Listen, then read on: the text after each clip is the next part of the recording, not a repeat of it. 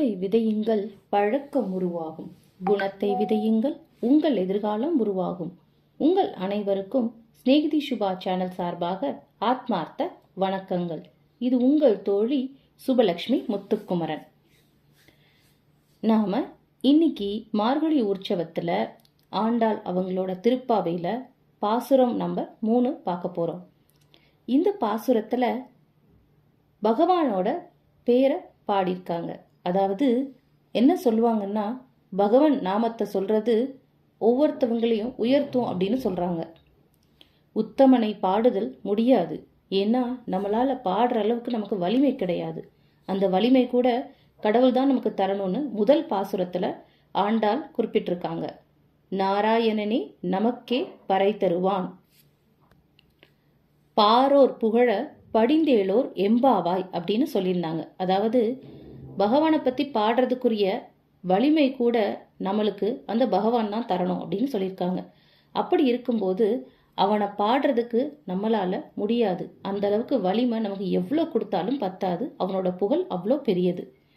அவனை பாடுறதை விட அவனோட பேரை பாடுறது ரொம்ப சாலச் சிறந்தது. அதுதான் இந்த பாசுரத்துல இனி சொல்ல போறாங்க ஆண்டாள் நாச்சியார். அதைத்தான் சொல்லுவாங்க, நாமியை காட்டிலும் நாமா உயர்ந்தது அப்படின்னா, பகவான் கட்டிப்பொன் போன்றவர். கட்டிப்பொன்னை உடனே எடுத்து உபயோகப்படுத்துறது கஷ்டம். ஆனால் கட்டிப்பொன் தான். பனிப்பொன் அப்படின்னு சொல்லுவாங்க. பனிப்பொன்னா கொஞ்சமாக உபயோகப்படுத்துறதுக்குரிய பொண்ணா இருக்கிறது. அதை உபயோகப்படுத்துறது ரொம்ப எளிது. அதுதான் பகவான் நாமா. ஸோ நமக்கு இதை வச்சே தெரியும், பகவானை விட பகவான் நாமாவை சொல்றது ரொம்ப எளிது. அது மூலமா ரொம்ப ஈஸியா நம்ம பகவானோட திருவடியை சேர்ந்துடலாம்.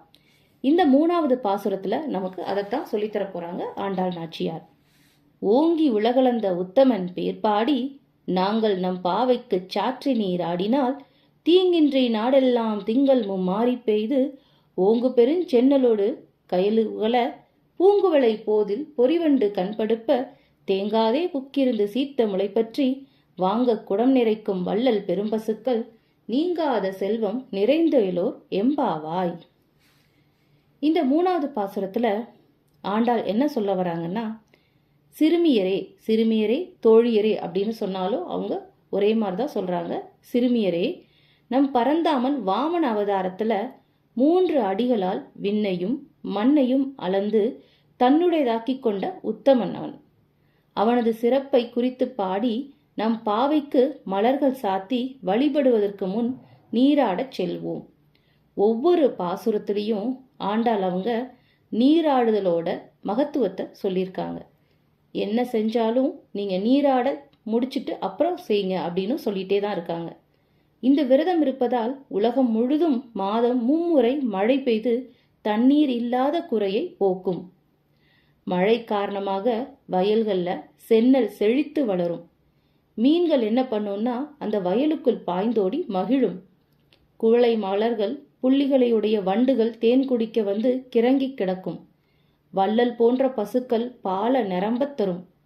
என்றும் வற்றாத செல்வத்தை இந்த விரதம் தரும்னு சொல்லி இந்த பாசுரத்தை முடிக்கிறாங்க. திருப்பாவை அப்படின்னாலே கிருஷ்ணாவதாரம் குறித்து பாடப்படுறது தான். ஆண்டாளோட தந்தை பெரியாழ்வாருக்கு கோதை துளசி செடி பக்கத்துல கிடைச்ச உடனே அந்த குழந்தை எடுத்து வளர்க்க ஆரம்பிச்சாரு. அப்படி வளர்த்து வரும்போது அந்த குழந்தைக்கு கிருஷ்ணன் கண்ணனோட மகிமை எல்லாம் சொல்லி வளர்த்தாரு. அந்த குழந்தை கோதை நாச்சியாரும் தான் வளரும்போது கண்ணனை பத்தின எல்லா கதைகளையும் எல்லா விளக்கத்தையும் மனசுல ஆழ பதிச்சு அவரையே தன்னோட பதியா நினைச்சு வளர ஆரம்பிச்சிட்டாங்க.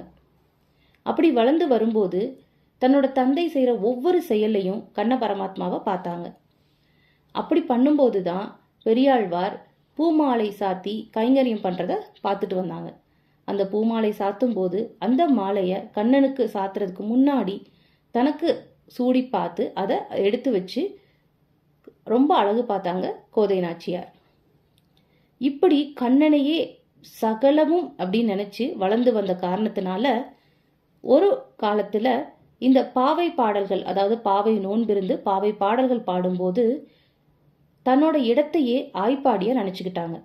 அப்போ கண்ணன் தான் அவங்களோட குறிக்கோளாக இருந்தது. அதாவது கண்ணனை அடையிறதான் அவங்களோட குறிக்கோளாக நினச்சிக்கிட்டு தன்னோட தோழிகள் அத்தனை பேரையும் கோபிகராக கற்பனை பண்ணிக்கிட்டாங்க. இதெல்லாம் பண்ணி முடிச்சு இந்த பாடலை பாட ஆரம்பிக்கும் போது அவங்க இருக்கிறது ஆய்ப்பாடி கண்ணனை நோக்கி பாடுறாங்க. தன்னோட தோழியர் எல்லாம் கண்ணனை நோக்கி விரதம் இருக்க நாம போகிறோம். ஸோ கோபிகள் எப்படி இருப்பாங்களோ அதே மாதிரி நம்மளும் இருக்கணும்னு சொல்லி தான் அந்த கிருஷ்ணாவதாரம் நடந்த காலத்தை அப்படியே இந்த கலிகாலத்தில் கொண்டு வந்து இந்த பாவை பாடல்களை பாடி முடிச்சாங்க. அதில் முதல் 10, அடுத்த 10, அதற்கடுத்த 10ன்னு 3 பிரிவாக அந்த பாடலில் வாமன அவதாரத்தை பாடுறாங்க ஆண்டாள். திருமாலின் பாதம் பட்டா மோட்சம் கண்டிப்பாக நிச்சயம்தான். அதனால அதை உத்தம அவதாரம் என்று வேறு போற்றுறாங்க ஆண்டாள். பகவானை வணங்கினால் எல்லா வளமும் சித்திக்கும் என்பது ஆண்டாளோட அனுகிரகம். எப்போவுமே எதுக்காக விரதம் இருப்பாங்கன்னா, மாதம் மும்மாறி பொழியணும். ஒரு இடத்துல மும்மாறி பொழிஞ்சா மட்டும்தான் அந்த இடம் செழிப்பா எல்லா வளமும் பெற்று எல்லாரும் ரொம்ப சந்தோஷமா வாழ முடியும். அந்த மும்மாறி பொழியறதுக்கு தான் முதல்ல விரதம் இருக்க ஆரம்பிப்பாங்க. அதுவும் அங்க இருக்க பிள்ளைகள்லாம் கூப்பிட்டு நீங்க விரதம் இருங்கன்னு பெரியவங்களே சொல்லுவாங்க. அந்த மாதிரி விரதம் இருக்க ஆரம்பிச்சதாகவும் அந்த விரதத்துல தங்களோட நோக்கங்களை அவங்க உள்ளுக்கு கொண்டு வந்ததாகவும் சொல்லுவாங்க ஒரு வித கதைகள்ல. அது மாதிரி தான் பெரியவங்கெல்லாம் இவங்க மாதம் மும்மாறி பொழியணும் அதுக்காக விரதம் இருக்காங்க நினைச்சிட்டு இருப்பாங்க. ஆனா இந்த சிறுமியர்கள்லாம் கண்ணனே தனக்கு பதியா வரணும்னு அவங்க நினைச்சு விரதம் இருப்பாங்க. இந்த மாதம் மும்மாறி பெய்து நாடெல்லாம் சேமமாக இருக்க வேண்டும்னு ஆண்டாள் ஆசைப்படுறாங்க. இந்த மும்மாறி பெய்யறது எதனாலலாம் பெய்யும் அப்படிங்கிறது புராணத்துல ஒரு பாடல் இருக்கு. மன்னவர் நெறியினால் ஒரு மழை பெய்யுமாம், முன்னவர் தவத்தால் ஒரு மழை பெய்யுமாம், மடந்தையர் கற்பினால் ஒரு மழை பெய்யுமாம், மதிதரும் சதிதரும் மும்மாறி அப்படின்னு சொல்றாங்க. அதாவது 3 காரணங்களால மாதம் மும்மாறி பொழியும். அப்படி தவறி போனா மட்டும்தான் நமக்கு ரொம்ப சங்கடங்கள் வரும். அந்த சங்கடங்கள் வரும்போது தான் விரதம் இருக்க எல்லாரும் ஆரம்பிப்பாங்க. இப்போ அந்த விரதம் இருக்கும்போது ஆண்டாள் இந்த மாதம் மும்மாறி பெய்யணும் அப்படின்னு சொல்லிட்டு ரொம்ப விரும்புறாங்க. நோன்பு நோக்கிறவர்கள் ஓங்கி உலகழ்ந்த உத்தமனாகிற திருவிக்கிரமனின் பெயரை சொல்லிக்கிட்டே இருக்கணும்னு சொல்றாங்க. இவ்வாறு நோன்பு நோற்றால் மாதத்திற்கு 3 மழை பொழியுமாம். ஒரு நாள் மழை பெய்து அந்த தண்ணீர் பூமியில் 9 நாள் ஊறணும். அவ்வாறு மழை பொழிந்தால் நாட்டில் எந்த தீமையும் ஏற்படாது. வயல்கள்ல யானை போல் பருத்திருக்கும் கயல் மீன்கள் பயிர்களின் நடுவே செல்ல முடியாமல் மேலே துள்ளி எழுந்து மற்றொரு இடத்துல போய் விழுமாம். வயல்கள்ல தேங்கி இருக்கும் தண்ணீர்ல குவளை மலர்கள் பூத்து மலர்ந்திருக்குமாம்.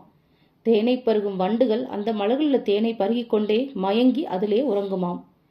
திருவேங்கட மலை போல் இருக்கும் பசுக்கள் உள்ள இடத்திற்கு தயங்காமல் சென்று பால் கறக்க தொடங்கினால் வள்ளல் போன்ற பசுக்கள் குடமா பாலை கொடுத்து கொண்டே இருக்குமாம். இவ்வாறு வளம் பெருகி நீங்காத செல்வம் நிறைந்திருக்கும் திருமந்திரத்தை சொல்லி பகவானை பாடினால் திருவாய்ப்பாடியில் நீர்வளம், நிலவளம், பால்வளம் எல்லாம் பெருகும்.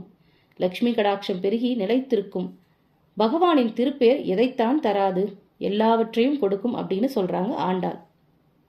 அந்த அருமையான திருப்பேரை நாமளும் சொல்லிக்கிட்டே இருக்கணும்.